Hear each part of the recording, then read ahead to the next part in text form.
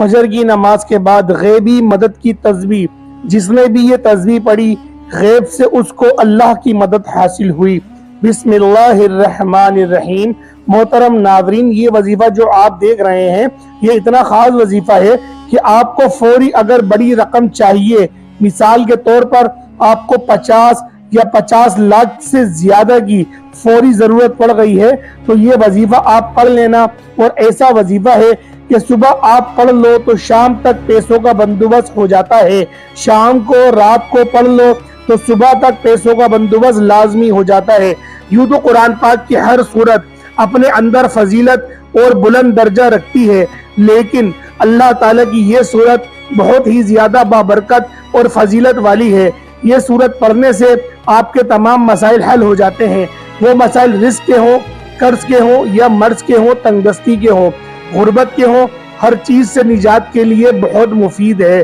قرآن پاک کی تلاوت کرنے سے بہت زیادہ ثواب اور اجر ملتا ہے۔ قرآن پاک کا ایک ایک لفظ پڑھنے سے بہت زیادہ اجر و ثواب کی بشارت دی گئی ہے۔ قرآن پاک کی تلاوت کو اپنی زندگی کا معمول بنا لینا چاہیے تو آپ کی زندگی پر بہت سے سکون اور مطمئن گزرگاہ ہوگی۔ انشاءاللہ قرآن مجید پڑھنے کے بارے میں ارشاد فرمایا گیا ہے کہ جیسا کہ نبی پاک صلی اللہ علیہ وآلہ وسلم کا ارشاد ہے کہ اعمال کا دار و مدار نیتوں پر ہے، بخاری۔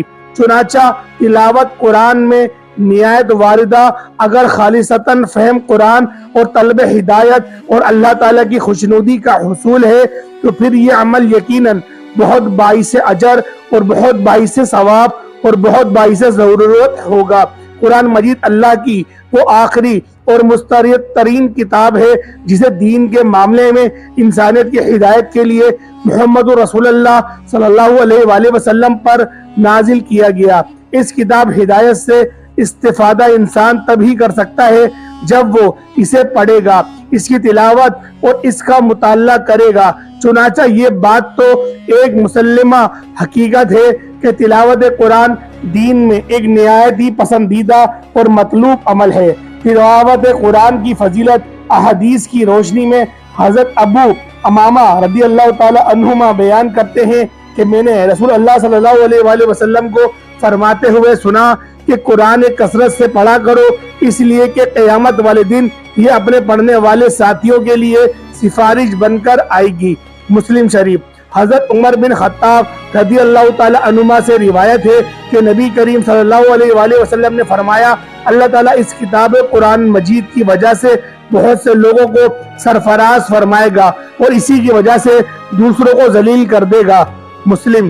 سرفراز اللہ تعالیٰ کے حکم سے وہی ہوگے جو قرآن کے احکامات کو بجا لائیں گے اور اس کی حرام کردہ چیزوں سے اجتناب کریں گے، اور اس کے برعکس کردار کے لوگوں کے لیے بالآخر ذلت و رسوائی ہی ہے۔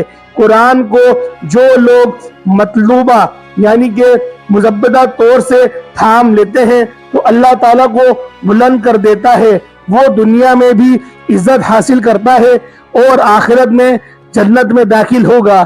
انشاءاللہ جو قرآن کی تلاوت اور تعلیمات سے دور ہوتے ہیں اور اپنی زندگی اپنی مرضی اور چاہت سے بسر کرتے ہیں تو پھر ایسوں کو اللہ ذلیل و خوار کر دیتے ہیں۔ قرآن پاک کی تلاوت اور امت کی یاد دلانی کو دل سے اس طرح صاف کر دیتی ہے جیسے کہ زنگ آلود نگاہ ہو اور اس کو ٹھیک کر دیا جائے۔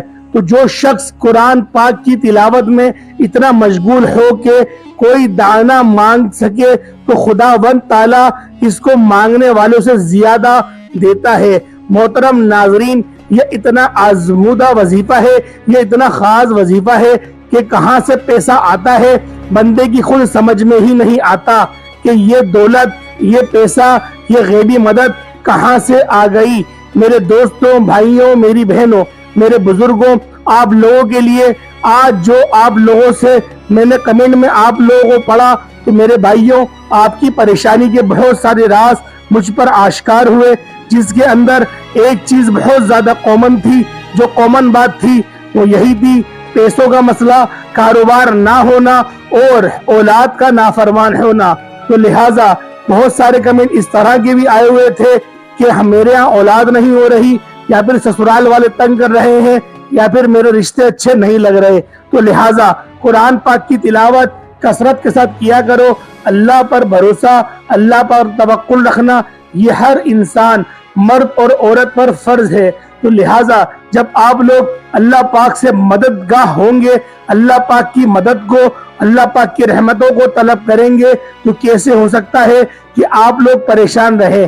तो प्यारे दोस्तों, प्यारे बहनों, आप लोगों ने करना क्या है, आप लोग जब भी परेशान हो, जो भी परेशानी हो, खास तौर पर जिनको पैसों की परेशानी है, ये वजीफा पैसों के लिए, रिस्क के लिए, दौलत के लिए, फौरी मदद के लिए आप लोग लाजमी कर लेना। बहुत ही आसान सा वजीफा है, इतना खास और मुजर्रिब वजीफा है कि इसको पढ़ने वाला अगर अपनी जिंदगी में एक बार ये वजीफा पढ़ ले तो पूरी जिंदगी तो फिर इस वजीफे को छोड़ता नहीं है, वो ये वजीफा रोजाना पढ़ता है।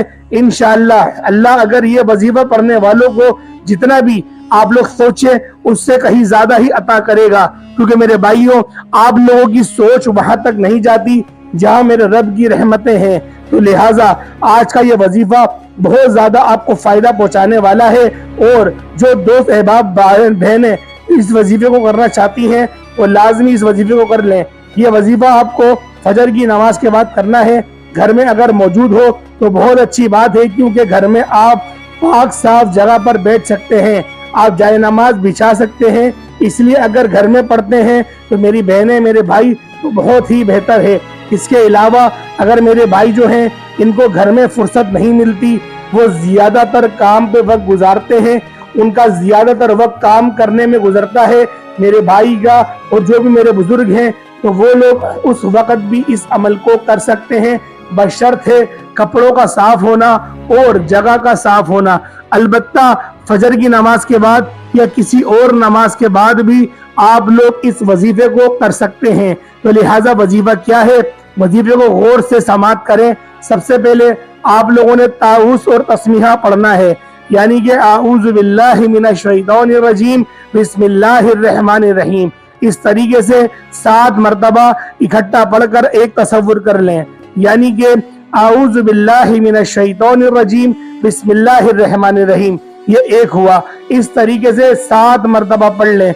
उसके बाद नबी पाक सल्लल्लाहु ताला अलैहि वसल्लम की ज़ाते पाक पर दुरूद इब्राहिमी का नजराना पेश कर दें। एक बार मेरे साथ भी पढ़ें, इंशाअल्लाह आपको सुनने का सवाब मिलेगा और मुझे पढ़ने का सवाब मिलेगा। अल्लाहुम्मा सल्ली अला मुहम्मदिन व अला आले मुहम्मदिन कमा सल्लैता अला इब्राहीम व अला आलिहि इब्राहीम इन्नका हमीदुम मजीद। अल्लाहुम्मा बारिक अला मुहम्मदिन व अला आले मुहम्मदिन कमा बारकता अला इब्राहीम व अला आलिहि इब्राहीम इन्नका हमीदुम मजीद। प्यारे दोस्तों, प्यारे भाइयों, आप लोगों ने दुरूद इब्राहिमी कम अज कम 3 मरतबा पढ़ लेना है। कम अज कम 3 मरतबा आप लोग पढ़ लें, निहायती अदब के साथ, निहायती आजिज़ी के साथ आप लोगों ने दुरूद इब्राहिमी को 3 मरतबा पढ़ना है। जिन हजरात को दुरूद इब्राहिमी नहीं आता वो कोई और सा दुरूद भी पढ़ सकते हैं, जैसे कि छोटे से छोटा भी दुरूद पाक आप लोग पढ़ सकते हैं। तो लिहाजा जब आप लोगों ने दुरूद इब्राहिमी पढ़ लिया, अब आप लोग सिर्फ 3 मरतबा सूरतुल इखलास पढ़ लें। ये बहुत ही आसान सी सूरत है, हर मुसलमान मर्द औरत को ये सूरत ज़बानी याद होती है। तो लिहाजा सवाब की नियत से इसको भी एक बार सुन लें। कुल हुवल्लाहु अहद अल्लाहु समद लम यलिद वलम यूलद वलम यकुल लहू कुफुवन अहद।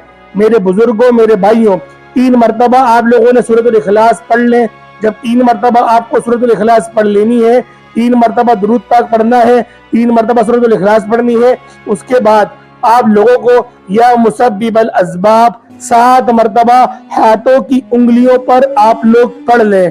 या मुसब्बिबल अस्बाब, या मुसब्बिबल अस्बाब पढ़ लें। सिर्फ 7 मरतबा आप लोगों को पढ़ना है। उसके बाद मेरे बुजुर्गों, मेरे भाइयों, मेरी बहनों, उसके फौरन बाद सूरतुल कौसर की एक तस्बीह पढ़ लेनी है। इन्ना आतईना कल कौसर फसल्ली लिरब्बिका वनहर इन्ना शानियका हुवल अबतर। इसकी एक तस्बीह यानी कि 100 मरतबा पढ़ लें। उसके बाद अल्लाह तौबा से इस्तिग़फ़ार करें, कम अज कम 313 मरतबा इस्तिग़फ़ार करें। जितना कसरत से इस्तिग़फ़ार करेंगे आपके लिए उतना ज्यादा فائدہ مند ہوگا. تو لہٰذا جب آپ لوگ استغفار کر لیں پھر دوبارہ آپ لوگ درود ابراہیمی پڑھ لیں. جو آپ نے اول میں درود ابراہیمی پڑھا، درود پاک پڑھا، چاہے چھوٹا پڑھا چاہے بڑا پڑھا، اس کو آخر میں بھی درود پاک پڑھ لیں. پھر اس کے بعد دعا مانگیں، اپنی حاجت مانگیں گے. اللہ پاک کی حضور ہر طرح کا سوال آپ لوگ کر سکتے ہیں.